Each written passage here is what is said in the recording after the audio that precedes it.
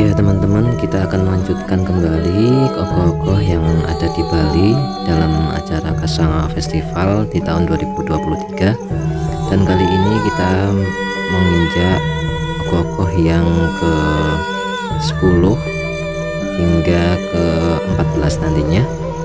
Dan langsung saja teman-teman untuk ogoh-ogoh kali ini. Yang pertama ada dengan judul Walunateng Dirah dari Kota Banjarpitik, Pedungan, Denpasar Utara. Jadi Walunateng Dirah ini atau dikenal dengan nama Ni Calon Arang merupakan seorang janda yang memiliki kesaktian pengiwa atau ilmu kiri. Kesaktiannya mampu untuk menggentarkan dunia, sehingga sering dijuluki sebagai Ratuning Pangiwa-iwa atau Ratunya Ilmu Hitam. Lontar Calon Arang menyebutkan kekuatan sakti Calon Arang didapatkan melalui proses persembahan dan pemujaan kepada Sang Hyang Bhairawi. Kekuatan Hyang Bhairawi sendiri sesuai dengan lontar Ada Buana merupakan perwujudan Dewi Uma yang dikutuk ke dunia menjadi Dewi Durga sebagai penguasa kuburan. Walunateng Dirah melakukan pemujaan di kuburan dengan menggunakan berbagai macam persembahan yang berhubungan dengan kuburan seperti mayat sebagai proses pensuciannya. Ia didampingi oleh murid-muridnya dalam melaksanakan ritual persembahan. Di antara muridnya yaitu Rarung, Pleksirsa, Gandhi, Lenda, Lendi, Kuyang, Mahesa Wadana. Mereka dikisahkan dalam cerita Calon Arang melakukan persembahan dengan keikhlasan dan keteguhan kepada Dewi Durga sehingga dapat anugerah kekuatan yang setara dengan kekuatan Dewi Durga itu sendiri. Dilakukan ritual dengan mandi darah, mengalungkan organ tubuh manusia sebagai proses pensucian diri, permohonan kekuatan kepada Dewi Durga. Semua itu digunakan sebagai Raja Busana, pakaian kebesaran Ni Calon Arang. Permohonan Calon Arang kepada Dewi Durga dalam memohon kekuatan serta memohon agar terjadi bencana di Kediri, tepatnya di wilayah Kerajaan Kediri. Hal ini sesuai dengan tugas Dewi Durga yang dalam lontar Anda Buana untuk menciptakan berbagai macam bencana dan penyakit. Ni Calon Arang diberikan keanugerahan kesaktian oleh Dewi Durga untuk menebar mara bahaya dan menjadi Reratuning Pangiwa atau Reratuning Leak. Namun demikian, meskipun ia memiliki kekuatan dan menebar bencana di mana-mana, Ni Calon Arang sendiri juga memberikan pelajaran hidup bagi manusia agar jangan menyimpang dari ajaran Dharma. Nah, Ni Calon Arang ini atau Ni Walunateng Dirah itu juga diceritakan mempunyai seorang putri cantik bernama Ratna Manggali, dan baik hati dia anaknya itu. Kemudian yang ke-11 ada Gamang Hanamaya dari Banjar Lilikundi, Hubung Kaja, Denpasar Utara.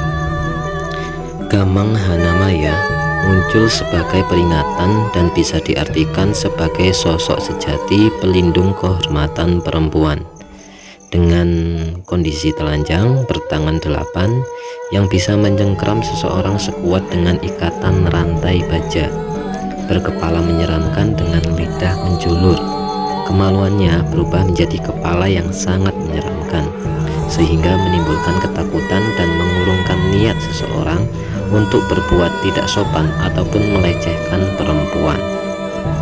Gamang itu sendiri merupakan sosok makhluk yang ada dan rupanya bermacam-macam. Hanamaya merupakan ungkapan bahwa makhluk ini ada tapi tidak terlihat.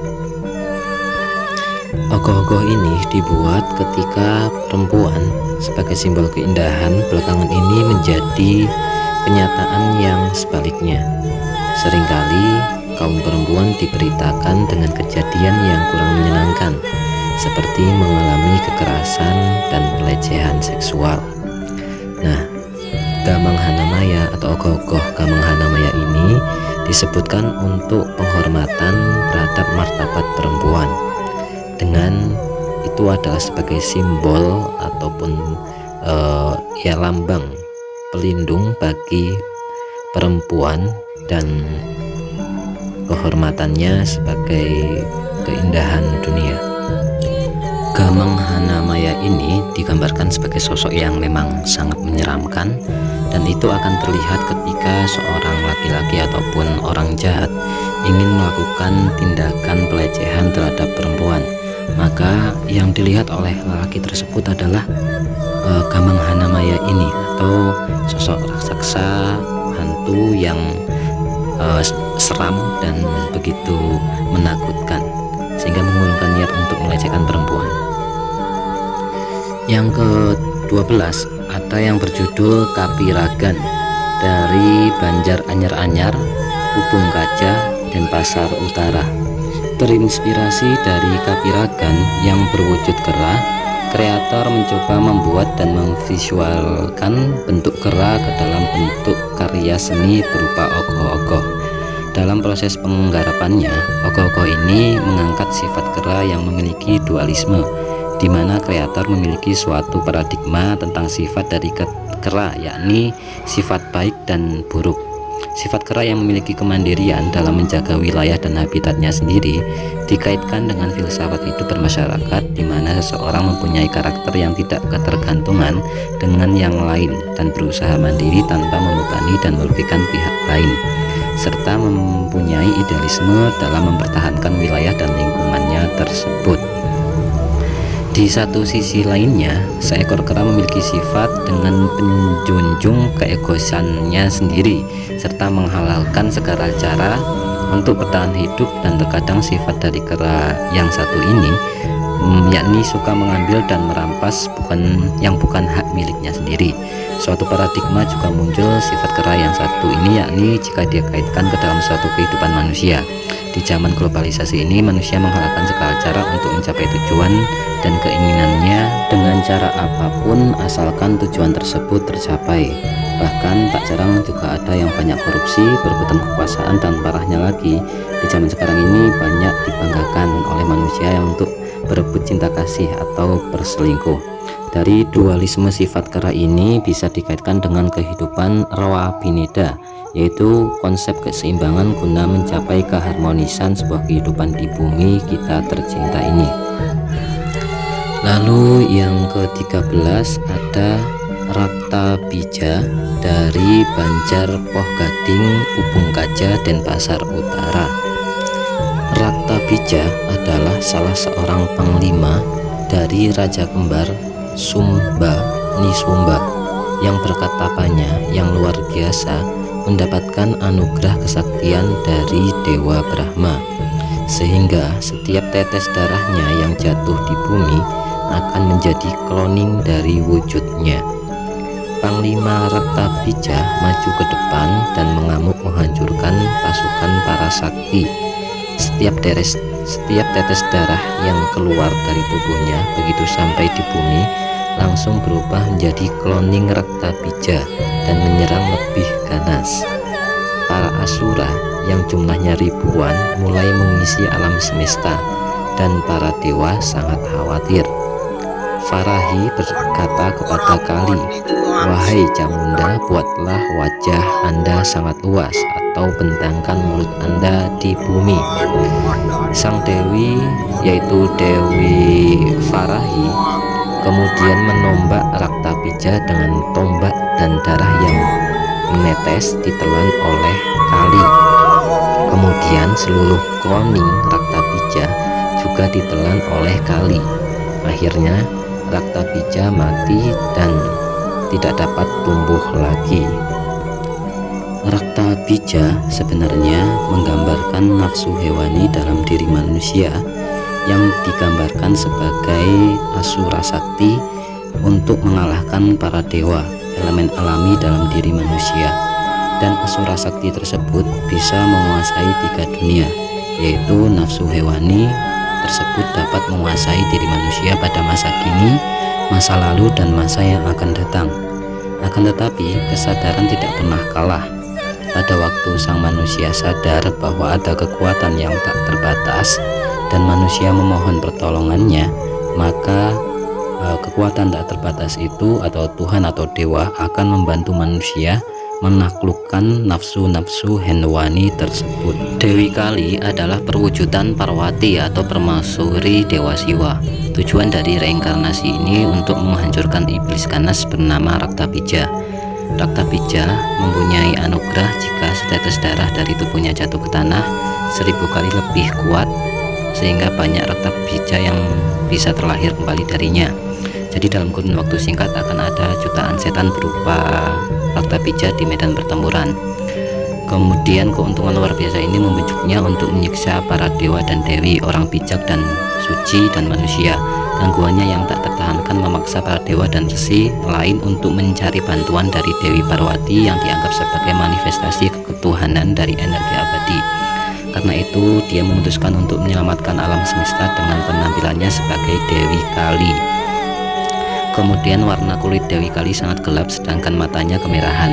Dia mengenakan karangan bunga tengkorak manusia di lehernya dan ikat pinggang yang menggantungkan banyak anggota tubuh manusia yang telah dibongkar. Mata ketiga di dahi Kali dan rambut warna merah yang sangat kusut menggambarkan karakter menakutkannya. Giginya yang panjang, tajam, dan tampak seperti taring. Lidah ekstra panjang yang keluar dari mulutnya menunjukkan sifat haus darahnya. Dalam sebuah fotonya dia terlihat dengan 8 tangan. Dia digambarkan memegang padang berlumuran darah di tangan kiri atas dan kepala setan yang terpenggal di tangan kiri bawah. Dan dengan tangan kanan atas dia menawarkan pelindungan kepada para penyembahnya. Jadi Kali mempunyai kapasitas unik untuk mengatasi kekuatan Raktabija. Kemudian yang terakhir atau yang ke-14 yaitu berjudul Teto Wilahdahana dari Banjarsasih, Panjer, Denpasar Selatan. Ogoh-ogoh Teto Wilahdahana garapan ST Dharma Subiksa Banjarsasih, Panjer berhasil menembus 3 besar ogoh-ogoh terbaik dari Kecamatan Denpasar Selatan. Ogoh-ogoh ini mengisahkan tentang sebuah kesetiaan di mana Dewa Siwa menguji kesetiaan istrinya yang bernama Dewi Uma dengan pura-pura sakit dan menyuruh mencari obat atau ampahan atau susu dari lembu putih. Ungkap Imade Kartatan Andaki Ogoh-ogoh Telo Wilahdahana. Dalam perjalanannya Dewi Uma bertemu dengan seorang pengembala lembu yang tiada lain adalah jelmaan dari Dewa Siwa itu sendiri atau Samara Dewa Siwa. Kemudian Dewi Uma ingin meminta ampahan atau susu lembu tersebut, akan tetapi sang pengembala meminta Dewi Uma untuk melayani birahi biologinya sebagai syarat agar bisa mendapatkan susu dari lembu tersebut. Karena tidak ada pilihan, Dewi Uma pun menyetujui hal tersebut dan mengorbankan dirinya. Sesampainya di Kailas, Dewi Uma menyerahkan ampahan atau susu lembu kepada Dewa Siwa. Karena tidak percaya dengan pengakuan istrinya, maka Dewa Siwa mengutus anaknya yang bernama Ganesha, Dewa Ganesha, untuk mengaji penung dari mana sumber ampahan atau susu lembu tersebut. Setelah diketahui di Aji Tenung, ternyata Dewi Uma telah melakukan hal yang tidak senonoh. Dewa Siwa pun mengutuk istrinya. Seketika Uma berubah menjadi Dewi Durga dengan wujud raksasi yang menyeramkan. Untuk ogoh-ogoh ini sendiri terdiri dari beberapa tokoh, diantaranya Dewa Siwa, Dewi Durga, Ganesha, dan kendaraan Dewa Siwa yaitu lembu putih. Ogoh-ogoh setinggi 5 meter dengan budget 30 juta ini digarap sejak Desember lalu, dan pada Kamis malam dipindahkan ke lapangan Puputan untuk mengikuti parade ogoh-ogoh pada 17 hingga 18 Maret 2023. Sistem mekanik juga diterapkan pada ogoh-ogoh ini, dan bagian tersulit adalah menyambungkan bagian kepala lembu dan mengatur sistem gerakan kepala lembu karena posisi kepala lembu yang terpotong dengan badan, dan nyetel mesin harus benar-benar serius. Pada tahun 2023 ini ST Dharma Subiksa mendapatkan peringkat ketiga di Denpasar Selatan.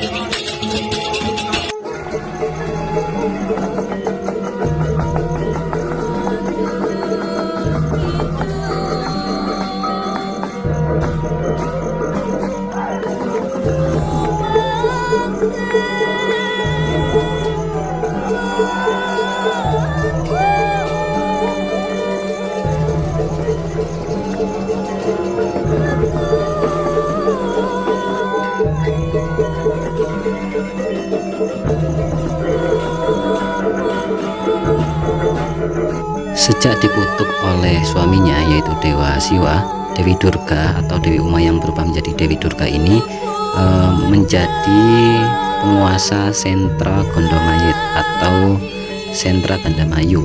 Dia dikenal sebagai dewi dari para makhluk halus dan manusia penganut ilmu Lea. Dia mengendalikan mereka agar tidak kelewatan mengganggu manusia. Dewi Durga juga memiliki tugas menyebarkan kekeringan, bencana, dan wabah untuk mengingatkan manusia pada Hyang Widiwasa. Dia memiliki pengikut setia yang diberi gelar ratu dari makhluk halus dan penguasa kuburan bernama Sangkalika Maya. Di Bali, Puro Dalem Puri serta seluruh puro dalem di desa Pekraman menjadi tempat Dewi Durga berstana. Wujud menyeramkan Dewi Durga dianggap sebagai simbol kemarahan seseorang perempuan dan diabadikan sebagai bentuk topeng rangda yang disakralkan warga Bali sampai sekarang. Yaitulah makna atau filosofi dari ogoh-ogoh Teto Wilah Dahana. Dan itu menjadi akhir di part kali ini, masih akan ada part lainnya ya. Nah, itulah tadi ogoh-ogoh Bali tahun 2023 dalam acara Kasanga Festival tahun 2023 di Bali, dan ini khusus di Denpasar, kota Denpasar, dan ada beberapa ogoh-ogoh yang sudah kita tampilkan baik dari kemarin maupun yang saat ini. Dan di part kali ini itu ada Walunateng Dirah, ada Gamanghana Maya, ada Kapiragan, Raktabija, dan Teto Wilah Dahana. Selain itu masih akan ada lagi banyak ogoh-ogoh yang lain di part selanjutnya, sehingga jangan lupa untuk subscribe, like, dan komen di channel ini. Semoga menginspirasi kita dan mendapatkan ya banyak pelajaran dari makna filosofis dari ogoh-ogoh yang ada di Bali kali ini. Ya, itu saja dahulu teman-teman. Terima kasih sudah menyimak, dan terima kasih juga sudah ada di channel kita ini. Semoga menghibur. Terima kasih, bye bye.